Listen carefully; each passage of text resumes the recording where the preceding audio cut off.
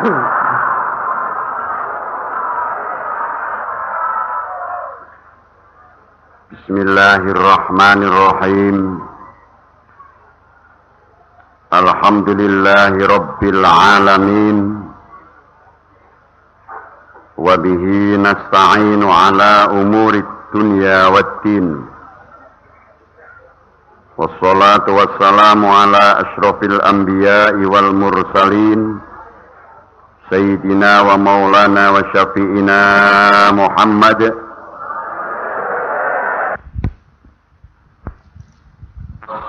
Al-Mukarram Bapak Kiai Haji Abdurrahman Wahid,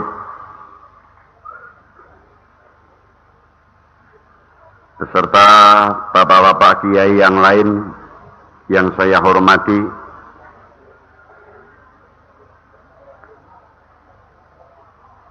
Bapak Presiden Republik Indonesia beserta rombongan yang saya hormati, Bapak Gubernur Jawa Tengah beserta bapak-bapak Muspida tingkat 1, Bapak Bupati Kepala Daerah beserta bapak-bapak Muspida tingkat 2, bapak-bapak pejabat pemerintah,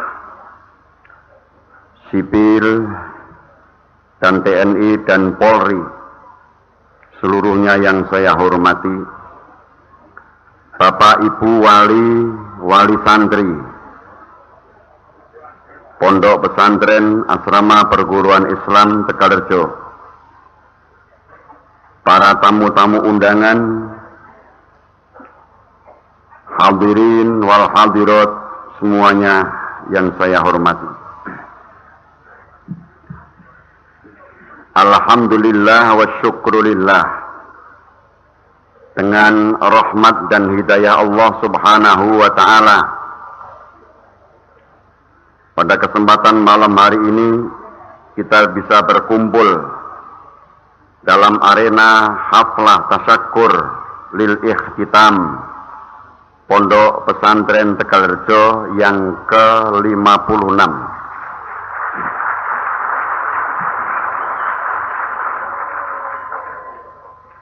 Juga pada kesempatan ini, mari kita bersyukur kepada Allah Subhanahu wa ta'ala dengan suksesnya sidang umum MPR serta terpilihnya Kiai Haji Abdurrahman Wahid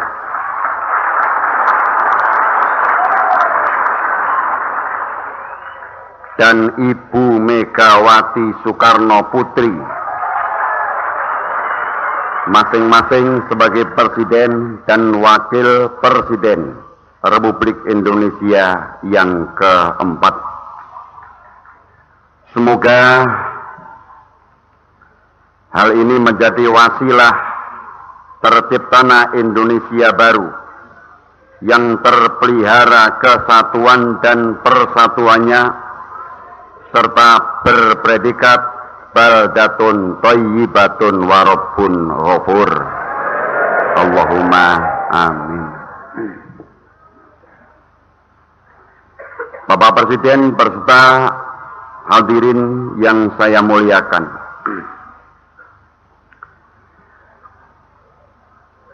kami di sini sebagai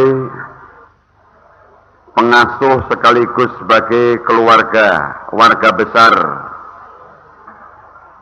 Asrama Perguruan Islam Pondok Pesantren Tegalrejo menyampaikan terima kasih yang sedalam-dalamnya kepada semua pihak yang telah membantu untuk terselenggaranya haflah Lailatul Tasyakur wal Ikhtitam pada malam hari ini, terutama kepada Bapak Gubernur Kepala Daerah tingkat 1 Jawa Tengah beserta bapak-bapak Muspida tingkat 1, juga kepada Bapak Bupati beserta bapak-bapak Muspida tingkat 2 Kabupaten Magelang. Mudah-mudahan apa yang disumbangkan kepada kami sebagai panitia dan santri mendapatkan imbalan yang setimpal dari Allah Subhanahu wa taala. Allahumma amin. Bapak Presiden beserta para hadirin yang berbahagia, berdiri saya di sini disebut oleh protokol sebagai laporan yang mestinya hal ini sudah bisa kita maklumi bersama tentang keberadaan Pondok Pesantren Tegarjo. Namun karena secara resmi, maka sekedar saya melaporkan kepada para bapak-bapak pejabat dan seluruh para hadirin wal hadirat bahwa Pondok Pesantren Tegarjo didirikan pada tanggal 1 Oktober 1944 Masehi oleh Al-Walid, ayah saya adalah Kiai Haji Khudori, Allahu yarham. Kurikulum yang dipakai merupakan kurikulum yang dirancang oleh beliau sendiri, yang sampai sekarang masih kita gunakan kurikulum tersebut. Hanya ada beberapa tambahan mata pelajaran yang dianggap perlu. Sedangkan untuk kegiatan-kegiatan semacam malam hari ini yang kita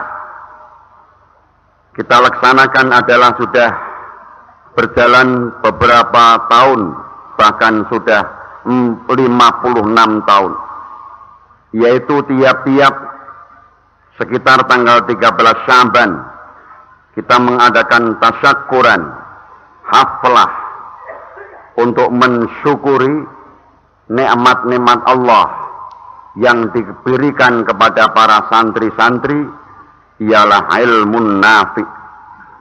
Oleh karena itu, tasyakuran yang kita harapkan di sini walaupun sekedar formalitas, tapi yang lebih penting adalah kami sebagai pengasuh dan sekaligus para santri mohon doa restu kepada para pinesepuh, khususnya pada para alim ulama. Mudah-mudahan santri-santri Tegarjo segera mendapatkan futuh ilmu nafi, sehingga anak-anak bisa mengamalkan ilmunya setelah pulang dari pondok. Allahumma amin. Bapak Presiden dan hadirin sekalian yang berbahagia, Pondok Pesantren adalah sebagai lembaga pendidikan Islam yang tertua di Indonesia ini, yang dimulai dengan pesantrennya Hadratus Syekh Simbah Kiai Rohmat Ngampel. Hampir-hampir tidak bisa kita pisahkan kehidupan dan pertumbuhan pondok pesantren dengan bangsa Indonesia hingga sekarang ini. Hal ini akan bisa terlihat dengan jelas apabila sejarah bangsa ini kita pelajari secara cermat, secara objektif, dimulai dari kurun kerajaan Islam pertama di Aceh. Dalam abad-abad pertama Hijrah, di tahun Hijriah, kemudian di kurun Wali Songo, sampai ke abad 20, bahkan hingga sekarang.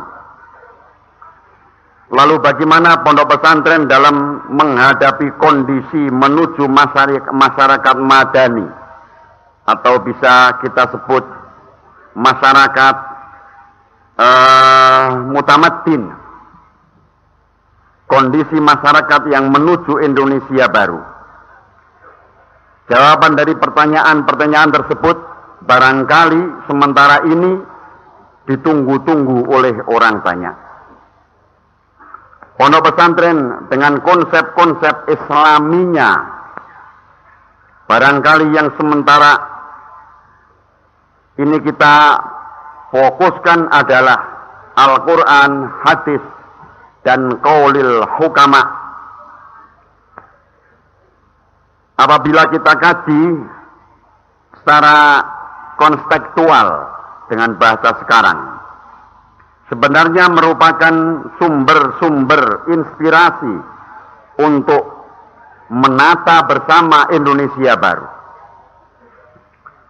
Gagasan-gagasan Kiai Haji Abdurrahman Wahid, misalnya, tentang berbagai hal semenjak sebelum menjadi presiden hingga sekarang, yang sering dipandang kontroversial dan bahkan sering membuat orang-orang awam kebingungan.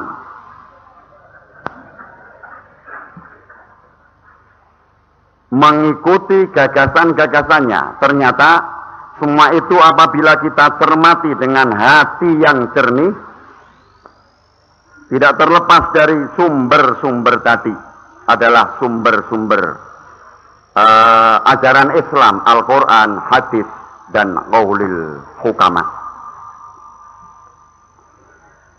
Hadirin yang berbahagia, oleh karena itu, maka di dalam era pembangunan yang makin maju ini, keberadaan pondok pesantren tetap masih diperlukan, bahkan lebih diutamakan. Oleh karena itu, mari bersama-sama kita mengajak kepada para pengasuh-pengasuh pondok pesantren supaya meningkatkan kualitas didik para santri-santri, sehingga apa yang kita pelajarkan di dalam pondoknya masing-masing akan bisa mewujudkan apa yang dibutuhkan oleh masyarakat adalah rahmatan lil alam. Bapak Presiden dan seluruh hadirin yang berbahagia, terlepas dari semua itu, masalah kita sekarang bukan sekedar puji memuji, membanggakan seorang pimpinan, dan tidak hujat menghujat antara satu dengan lainnya. Kita sedang menghadapi masalah bangsa yang sangat berat atau sangat krusial. Tidak boleh hanya menonton orang bekerja sambil bertumpang dagu dan lalu memberikan predikat negatif kepada orang lain. Yang harus kita kerjakan sekarang adalah bekerja keras, saling mengisi, saling bahu-membahu, berdoa bagi kita umat Islam kepada Allah Subhanahu wa Ta'ala untuk kesejahteraan umat, bangsa, dan negara. Allahumma amin. Oleh karena itu, maka sedikit saya sampaikan satu makalah Ibnu Abbas. Beliau bersabda, "Idza aradallahu biqaumin khairan walla amrahum khiyarahum, wa idza aradallahu biqaumin syarran walla amrahum syirarahum." Apabila Allah menghendaki suatu masyarakat menjadi baik, maka Allah menyerahkan segala urusannya kepada orang-orang yang terbaik di antara mereka. Dan apabila Allah menghendaki satu masyarakat menjadi buruk, menjadi rusak, maka Allah Ta'ala menyerahkan segala urusannya kepada orang-orang yang buruk di antara mereka. Oleh karena itu, kita umat Islam harus berdoa, mudah-mudahan pasangan antara Kiai Haji Abdurrahman Wahid dan Ibu Megawati, kita memuji kepada Allah, mudah-mudahan berduanya dan seluruh aparat negara mendapatkan petunjuk dari Allah Subhanahu wa Ta'ala. Dengan hidayah dan petunjuk, kita semua yakin, karena hidayah adalah petunjuk dari Allah. Kapan Bapak Presiden beserta wakilnya, beserta para jajaran-jajaran mendapatkan petunjuk dari Allah, maka semuanya kebijakan, keputusan, dan perintahnya akan selalu benar terus, dan umpamanya akan berbuat maksiat tidak akan jadi. Allahumma amin. Ini yang saya sampaikan kepada Bapak Presiden dan para hadirin sekalian. sebagai laporan dan sambutan dari keluarga dan sekaligus dari anak-anak santri semua. Tidak perlu saya panjang lebarkan. Yang terakhir, saya mohon kepada Bapak Kiai Haji Abdurrahman Wahid agar memberikan amanat dan pengarahan-pengarahan tentang apa sebaiknya bagi kita bangsa, sebagai bangsa Indonesia, terutama kepada santri-santri seluruhnya. Akhirul kalam, wabillahi ridha wal inayah, wa ilaihi tamamul ismah. Wassalamualaikum warahmatullahi wabarakatuh. Bismillah, walhamdulillah, wassalatu wassalamu ala rasulillah, Sayyidina Muhammad ibn Abdullah sallallahu alaihi wasallam wa ala alihi wa sahbihi wa man tabi'ahu wa wala hawla wa la quwwata illa billah. Ulama anal kiram wa habaibana al-afadil wa zu'ama anal a'izza,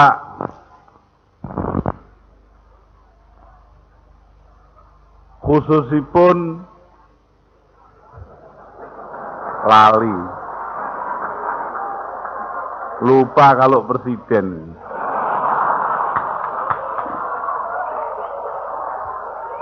Ya ini oleh-oleh milihmu balik jadi presiden.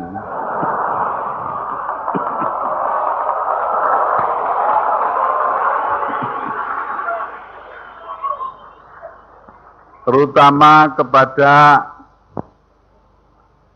keluarga besar Pondok Pesantren Tegarrejo, khususnya kepada para pengasuhnya yang dipimpin oleh Kiai Abdurrahman Khudori, yang dulu waktu saya mondok di sini terkenal dengan nama Mas Dur. Sampai hari ini pun saya manggilnya Mas Dur. Karena saya ini lulusan Pondok Tegarrejo.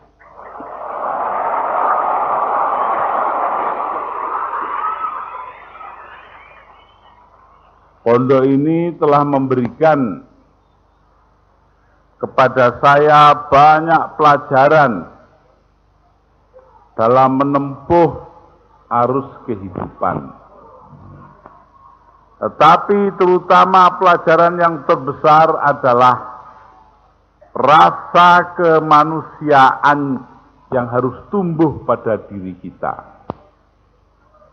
Saya dengar di sini bahwa adik Kiai Abdurrahman Khudori manggil saya dulu Mas Mo. Itu kalau dimintai orang pangestu mendirikan masjid, jawabnya selalu, apa tempat sampean sudah ada gamelan?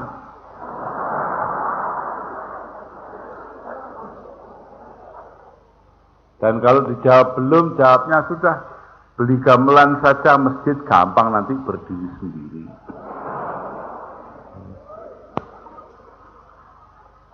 Ini artinya apa? Pondok Tegarrejo telah berhasil menanamkan dalam diri kita semua rasa kecintaan kepada budaya daerah, kepada budaya kita sendiri, di samping mengembangkan ilmu-ilmu agama yang kita ingini. Jadi kalau para ulama mengajarkan funun atau ilmu-ilmu yang 14 yang ada di dalam Itmamud Diroyah dari Al-Imam Abdurrahman As-Sayuti, maka itu tidak lain adalah berkat perjuangan para sesepuh kita. Kalau di Tegarrejo ini oleh guru saya almarhum Kiai Khudori. Beliaulah yang menanamkan hal itu kepada kita, sehingga akhirnya kita semua menjadi manusia yang seperti sekarang.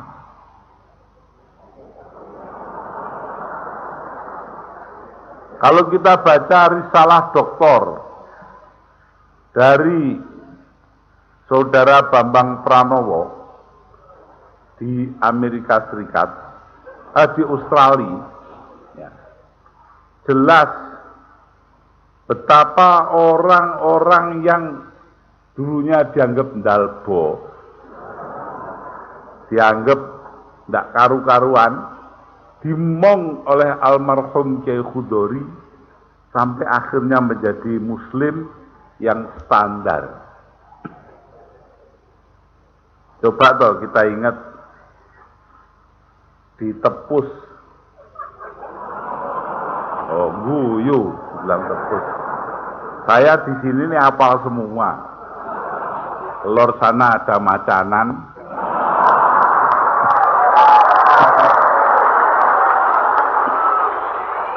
kidul sana ada Tejo Mulyo.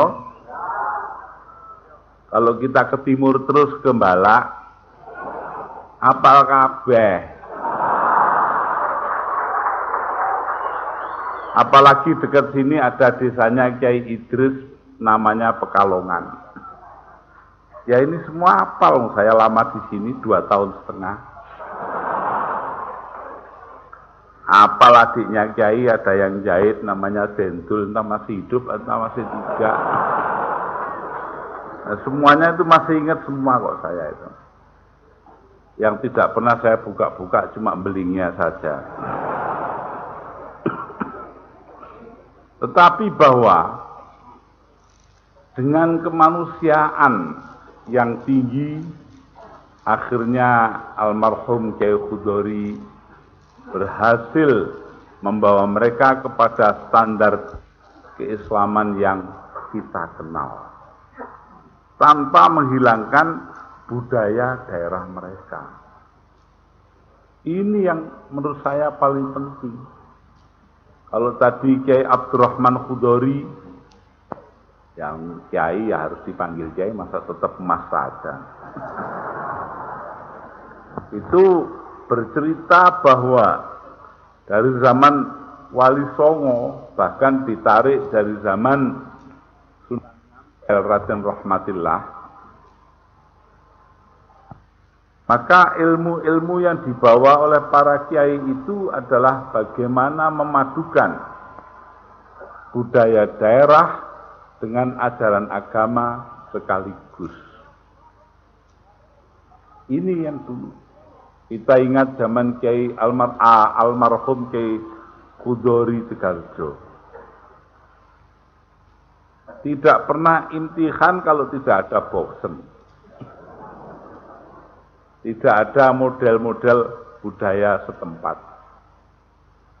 Padahal kalau orang lain imtihan itu ya isinya cuma muhadharah, pidato-pidato, ya, mau itu hasanah katanya zaman sekarang. Katanya mau itu hasanah itu nasihati mbok hasanah.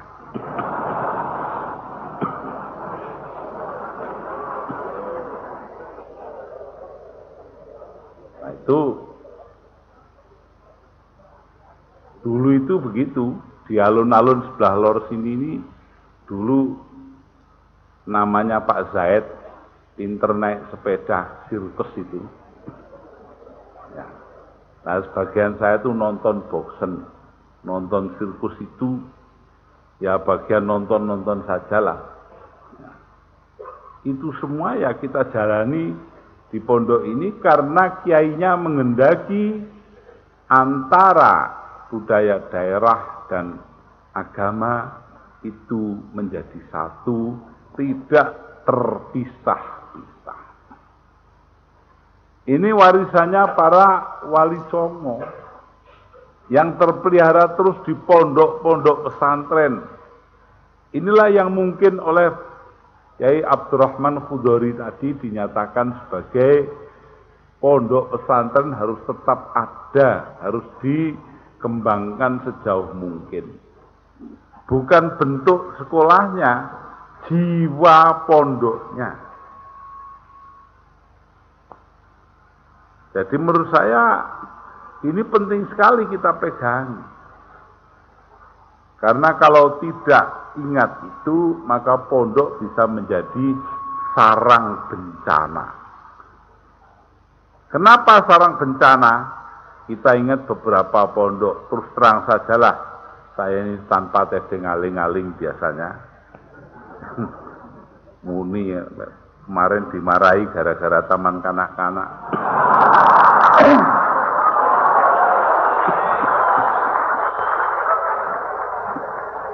Tanpa tedeng aling-aling saya bilang, pondok Ngeruki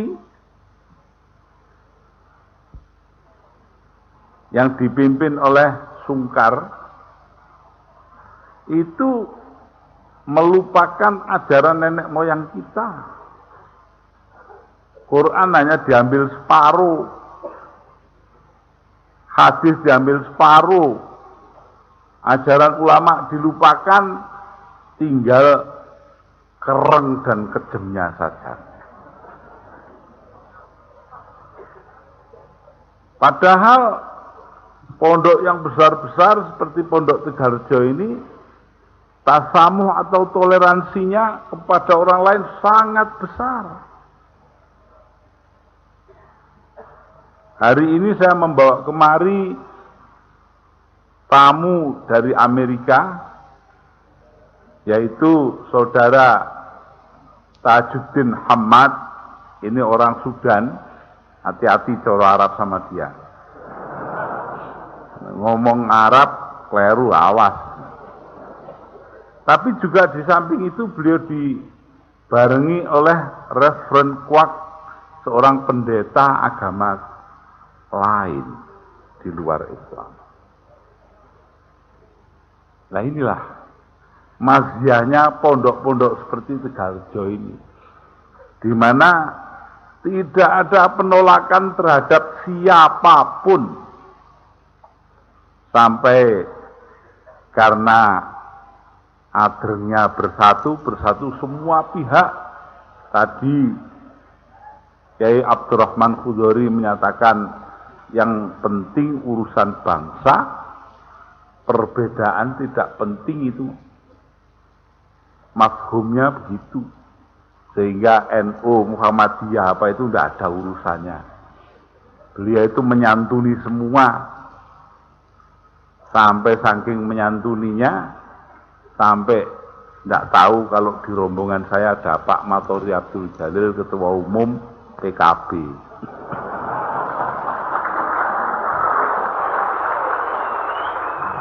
Padahal Kiai Abdurrahman Khudori ini Rais Majelis Syuronya PKB Jawa Tengah. Ini ya saking adrengnya dengan yang bersifat nasional. Dan Pak Matori juga begitu. Artinya mengimbangi tuntutan dari bawah itu dengan kiprah beliau untuk kepentingan nasional, sampai diarani dia itu pendukung Megawati Soekarno Putri dan bukan pendukung saya. Padahal saya yang minta Pak Matori untuk tetap mendukung Mbak Megawati sampai lebur. Ya sebabnya mudah saja. Karena waktu itu saya sendiri pun menginginkan Mbak Mega menjadi presiden. Karena dasarnya bukan apa-apa, ini dasarnya karena usul fikih. Loh, ketawa. Padahal di fikih itu ada yadurul hukmu ma'ilatihi wujudan wa adana. Hukum itu ada atau tidaknya tergantung kepada ilatnya. Lah ilatnya jadi presiden kan menang pemilu. Nah sing menang roh kan. Jadi kalau sekarang milih orang yang tidak menang pemilu jadi presiden, rasakno dhewe.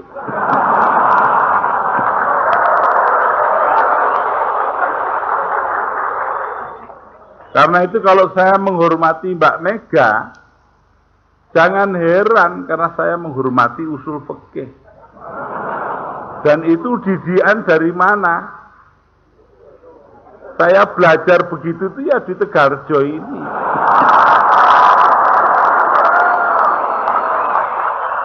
Saya masih ingat tadi kurikulum yang dibilang oleh Kiai Abdurrahman Khudori,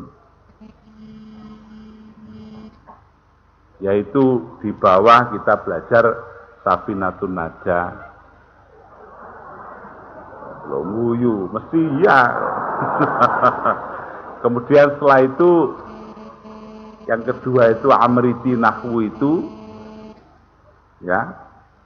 Kemudian yang ketiga Alfiyatu bin Malik dengan Minhajul Qawim. Yang keempat itu tahun keempat itu Jahrul Maknun dengan Fathul Wahhab. Yang kelima itu Qalyubi wa Umairah atau Muhalla, disertai oleh Jauharatul Maknun. Yang kelima itu yang keenam itu belajar usul fikih, Lataiful Isyarat. Saya ngaji usul fikih itu ya cuma Lataiful Isyarat itu tok, kena gawe sangu politik sak urip-urip.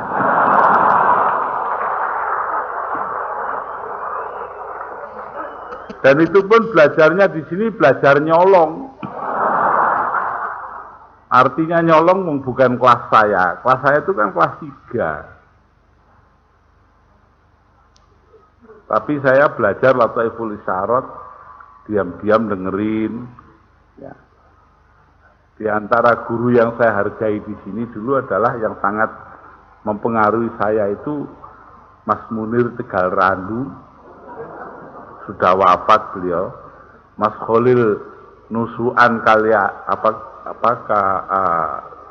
di barat itu loh, Kaliangkrik. Ya. Kemudian ada Mas Dul Haq yang akhirnya menjadi iparnya Mas Dur. Ya guru-guru itu guru saya dulu. Nah baru pada tahun itu tadi kelima, keenam itu belajar Bukhari Muslim dengan Lataiful Isyarat. Tahun ke-7 baru belajar Ihya Ulumuddin 4 juz khatam bareng. Saya itu banyakan nyolong. Bukan kelasnya tapi mempelajari itu. Sambil membaca buku-buku lain, tidak tahu apa masih ada yang ketinggalan di sini apa tidak. Sebab saya juga belajar di sini, belajar buku-buku, di antaranya tulisannya Vladimir Ilyich Lenin, ya, yaitu penyakit kiri kekanak-kanakan. Kalau mau jadi pejuang, jangan sok mau hasil pada waktu kita hidup. Mungkin kita sudah mati, baru berhasil. Juga belajar dari Mao Zedong, yang akhirnya dikenal Mao Zedong, kekuasaan lahir dari laras senapang. Itu semua saya pelajari di sini. Entah, yaitu sekali lagi apa entah masih ada entah enggak buku-bukunya di sini. Saya tinggal pokoknya di sini. Tapi di samping itu saya juga membaca cerita-cerita silat. Masih ingat saya tuh ngambil tiap minggu turun ke Magelang ngambil buku, mengambil majalah Star Weekly, di mana di dalamnya itu ada cerita tentang judulnya Kim Chua Kiam, tentang Wan Chin-chi. Ada Cinoto itu kan. Nah itu. Ya itu tiap minggu saya turun ke sana, terus balik bawa majalah itu baca itu. Itu semua mengingatkan saya pada masa-masa berada di Pondok Tegarjo. Masa-masa yang dikatakan orang masa formatif. Saya umur 15 tahunan, ya, tapi mempelajari itu semua yang ilmu agamanya maupun memperhatikan bagaimana almarhum Kiai Khudori memperlakukan orang dengan demokratis dan dengan keterbukaan yang luar biasa. Semua itu memberi bekas yang dalam. Kalau sekarang sampai jadi presiden itu ya banyak warisan dari dia.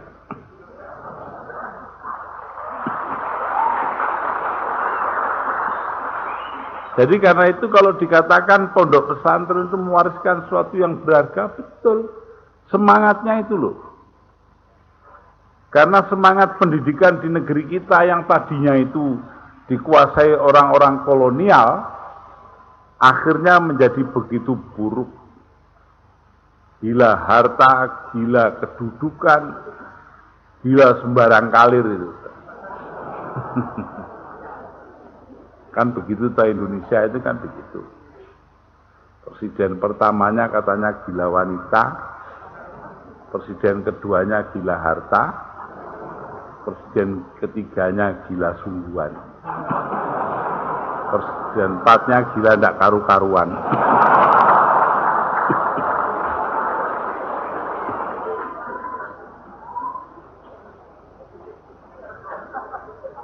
Nah itu. Jadi karena itu saya melihat bahwa warisan Wali Songo yang paling berharga, warisan pondok-pondok pesantren dari zamannya Samudra Pasai dibawa ke sini semua adalah kecintaan kepada kemanusiaan. Dan ini datangnya dari negeri yang juga cinta kemanusiaan, negeri Arab. Yang gersang seperti itu tapi cinta kepada kemanusiaan. Perhatikanlah orang seperti Imam Al-Farahidi, Al-Khalil Ibnu Ahmad Al-Farahidi, Sahibu Qamusil Ain,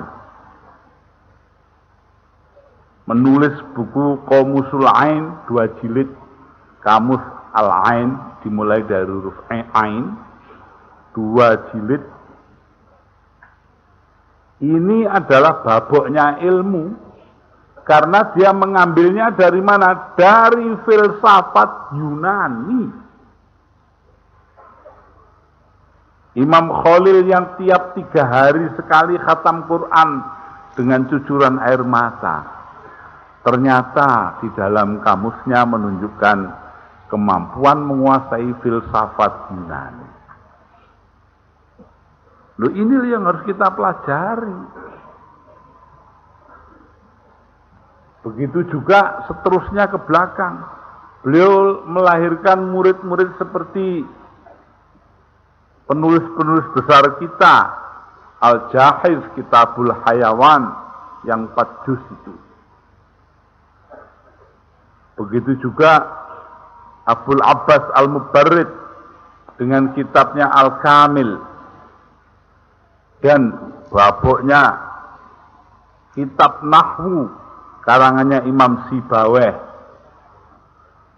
Itu semua murid-murid dari Imam Al-Khalil Ibnu Ahmad Al-Farahidi. Orang tua renta yang tiap 3 hari sekali khatam Quran dengan cucuran air mata. Tapi tidak pernah melupakan budaya daerahnya. Budaya-budaya yang ada di daerahnya pada waktu itu, sehingga itu diwariskan oleh para ulama yang akhirnya membawanya ke tanah kita sekarang ini, Republik Indonesia. Jadi kalau melihat itu semua jelas bahwa tradisi keilmuan kita bersumber pada tradisi kemanusiaan. Tidak perlu galak-galak, menungso itu dididik menjadi yang baik. Saya punya guru Kiai Abdul Fattah Hashim Tambak Beras. Sekeluar dari Tegarjo ini saya ke Tambak Beras. Pada suatu hari sebagai keamanan saya menangkap orang, anak lah ya. Di sana istilahnya pondok itu fausiro, diusir. Saking nakalnya ndak karu-karuan. Nyolongnya itu ngalor ngidul. Salahnya cuma satu sebetulnya bedanya dengan saya. Saya kalau nyolong ndak pernah konangan, itu saja. Kalau itu konangan, ketekel, Akhirnya diusir. Saya yang kebagian untuk matur ke kiai. Saya matur, anak ini tidak baik, namanya ini akan dikirimkan pulang. Jawab beliau sangat mencengangkan, bagaikan jawaban dari almarhum Kiai Khudori Tegarjo. Apa jawabannya Kiai Abdul Fattah Hasyim?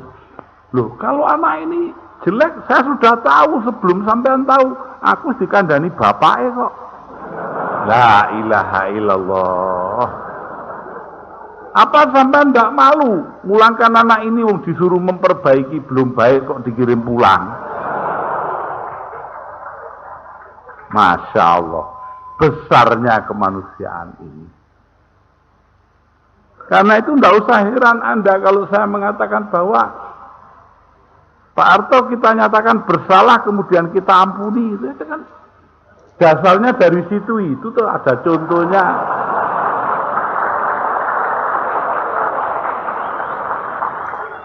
Sebab kalau salah semua juga punya salah kok repot-repot. Sak negara salah kabeh. Ini. Jadi kemanusiaan satu dari almarhum Kiai Khudori Tegarjo, kedua dari almarhum Kiai Abdul Fattah Hasyim. Mondok cuma di dua pondok ini, mondok teratur lah ya. Yang lain kan mondok posoan saja. Itu saya dapati bahwa tradisi kepondokan ini adalah tradisi kemanusiaan. Coba toh contoh, kita ambil contoh almarhum Kiai Khudori Tegarjo. Seorang anak dulu di sini ini nggak tahu sekarang ya, air itu datangnya dari atas pakai pelempem 4 kilo dari Tejomulyo sana itu. Saya juga sering ikut jaga pelempem. Ada anak nyolong bebek sampai ke atas, dibeles di atas, terus dimasak, dimakan bareng-bareng. Dikiranya tidak ada yang tahu. Ternyata bulunya bebek itu terus sampai turun ke bawah sini, mentok. Akhirnya keamanan juga tahu, lapor kepada kiai, ada orang nyolong bebek, nyolong mentok, dibeleh di atas. Kiainya diam saja, seolah-olah tidak ada apa-apa. Anaknya yang sekarang menjadi kiai besar itu, ya, itu juga tidak ngerti kalau kiainya tahu. Sampai akhirnya ngaji naku, kalau dulu ya, Kiai Khudori itu ngajinya itu apa namanya di Langgar itu, ya. Kemudian di sana beliau menerangkan dengan papan tulis, sudah itu namrin atau menanyai anak-anak. Yang ditanya itu duduk di lantai, kemudian kalau ditanya berdiri. Yang lain duduk di lantai, dia berdiri. Dengan tenang kiainya 2 bulan menunggu sampai dia menerangkan alam. Nama itu loh, ada proper noun, ada general noun, ada personal noun ya. Nah itu kiainya bilang, ya, alam itu ada 2 macam, alam jenis, alam syakhs. Nama jenis atau nama perorangan, nama apa? Personal name ya. Nah, kemudian diterangkan itu semua, lalu timbul pertanyaannya, coba sekarang fulan berdiri dia mendengarkan pertanyaannya itu apa? Ini bagian nyolong mentok tadi itu. Coba jawab, mentok itu alam syakhs apa alam jenis? Nama umum apa nama khusus? Langsung anaknya ndeprok jaluk sepuro di depan kiainya. Lo ya gini ini lo, ndak langsung muring-muring, ndak langsung marah-marah, bisa nyimpen 2 bulan kiainya itu ajar. Kalau tidak cinta kepada santrinya, tidak akan mungkin itu terjadi.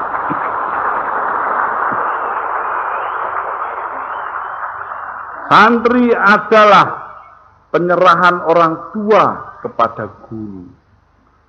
Jadi tidak boleh disia-siakan. Betul-betul guru digugulan, ditiru.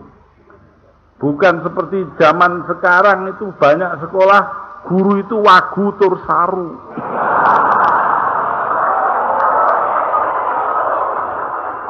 Jadi karena itu saya setuju dengan Ya Abdurrahman Hudori tadi. Bahwa pondok pesantren haruslah menjadi contoh, menjadi pengingat moral, menjadi penentu akhlak kita. Itu pondok pesantren. Nah, bentuknya ya terserah pesantren yang mana. Mau pesantren Al-Jabar, pesantren ekonomi, pesantren ngaji hukum agama, pokoknya semuanya itu kan pesantren. Wong kata pesantren itu asalnya dari santri, seperti pecinan tempatnya Cino. Lah iya toh, pecinan itu di Cino, pesantren santri. Lah santri itu bahasa apa? Kan bukan bahasa Arab. Itu adalah bahasa Pali, santri, yaitu orang yang mengerti kitab suci. Loh, mengerti kitab suci artinya mengerti Al-Quran, turutannya atau ikutannya mengerti hadis. Untuk itu harus ada dasar. Orang ngerti itu adalah ulumuddin, ilmu-ilmu agama, apa yang dikatakan oleh Kiai Abdurrahman Hudori tadi sebagai aqwalul hukama, pendapat para ulama yang ada. Jadi karena itu kalau saya melihat bahwa memang pondok pesantren harus diteruskan, bukan bentuknya saja, tetapi yang lebih penting adalah isinya, yaitu tempat mendidik dan mengembangkan tanggung jawab yang besar. Karena itu kalau di mana-mana ada orang memahami tanggung jawab yang besar, ya namanya sudah di pesantren. Perkara yang dipelajari itu mungkin kayak akabri di tidar sana, ya itu kan soal pembagian pekerjaan saja.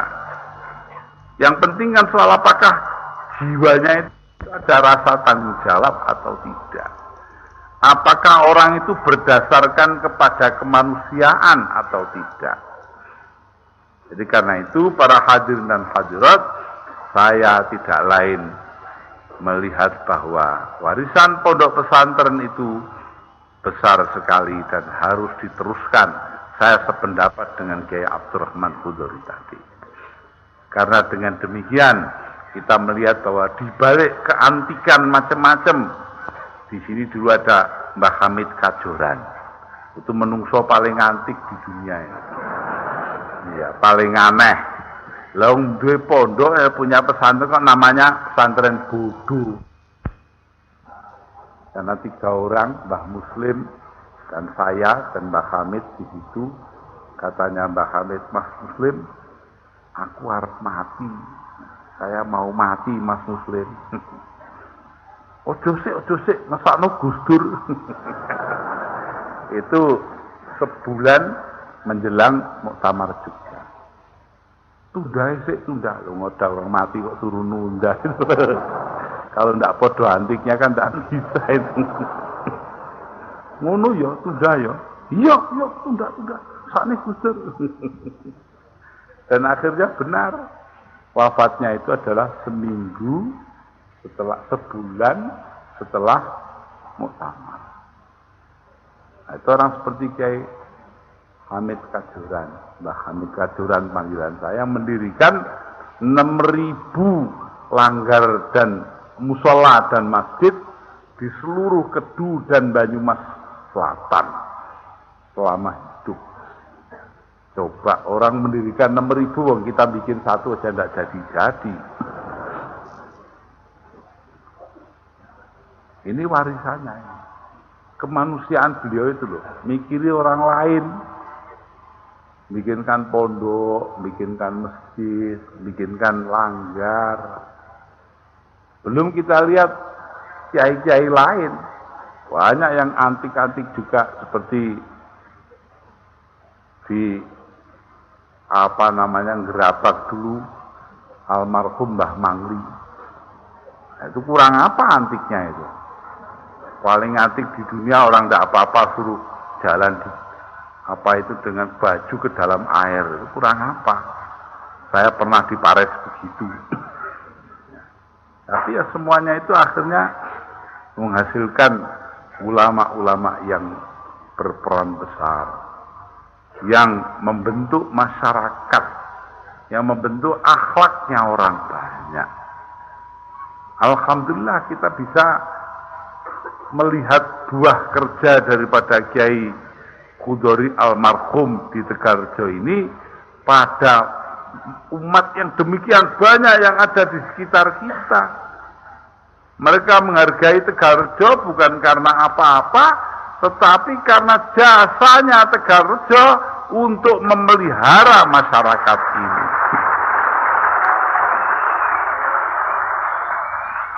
Jadi karena itu saya melihat dari situ, tidak usah jauh-jauh. Mungkin Tegarjo tidak akan menghasilkan doktor, tidak menghasilkan ME, tidak menghasilkan sarjana. Kalau toh bahasa asing paling yang ngomongnya, yang satu ngomong Qul huwallahu ahad, satu jawab Allahu somad. Ngomong-ngomong cara Arab katanya.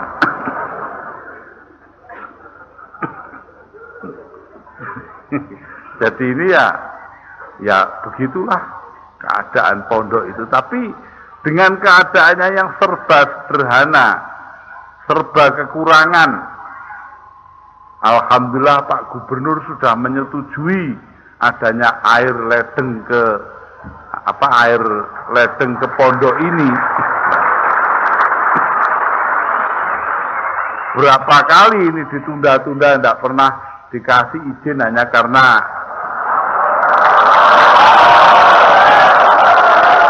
karena waktu itu gubernurnya keliru. Yang boleh, wong bukan nabi kok ya keliru ya biasa. Wong presiden aja bisa keliru, masa gubernur enggak? Maka ya waktu itu kan sederhana saja toh, supaya Kiai Abdurrahman Khudori tidak ikut P3 gitu saja toh. Alhamdulillah sekarang maka pondok ini telah menjadi rahmatan lil alamin. Karena itu saya terkenang itu semua kembali kemari, tidak lain tidak bukan, kita harapkan mudah-mudahan pondok ini akan berlanjut terus. Tegarjo akan berhasil membentuk manusia-manusia yang berkemanusiaan, tetapi juga memiliki pandangan keagamaan yang luas. Begitu juga menguasai ilmu-ilmu agama yang ada. Dengan demikian maka tidak sia-sialah pendiri pondok ini, walaupun baru 2 generasi, tetapi akan berjalan terus. Beliau-beliau itu membawakan misi merubah masyarakat dengan cara beliau-beliau sendiri, mewarisi Joko Tingkir di Pringgoboyo dan para wali 9 di Jawa. Tapi ini juga mengambil dari tempat-tempat lain. Ini karenanya maka saya tidak lain tidak kurang, mudah-mudahan kita bisa memelihara pesantren ini menjadi pesantren yang besar, yang banyak manfaatnya bagi masyarakat daerah ini, dan terutama menghasilkan keluaran-keluaran yang semuanya menjadi kiai. Allahumma amin. Karena itu saudara-saudara, saya ini cukupkan pidato itu di sini karena saya tidak dalil, presiden kok dalil.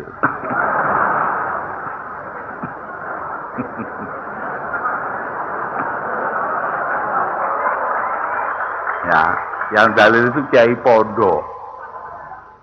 Presiden tidak usah dalil lah sudah. Ya. Kenapa? Karena kalau dalil itu nanti keterusan balik lagi jadi mubalik lagi. Karena itu para hadirin dan hadirat, tidak lain tidak bukan, kita harapkan tabarukan kepada para ulama, terutama kepada para habaib kita, dan kemudian lebih penting lagi bagaimana mencetak ulama-ulama masa datang, yaitu pembentuk akhlak masyarakat yang benar, karena di hadapan kita terbentang tantangan-tantangan yang berat, bagaimana memajukan diri kita, tetapi sekaligus tidak kehilangan yang sudah ada, al-muhafazatu 'alal qadimis shalih wal akhdhu bil jadidil aslah. Ini bukan dalil.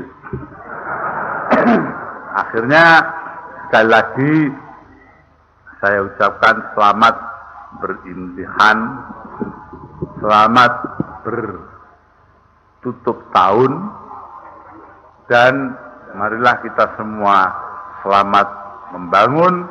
Wassalamualaikum warahmatullahi wabarakatuh.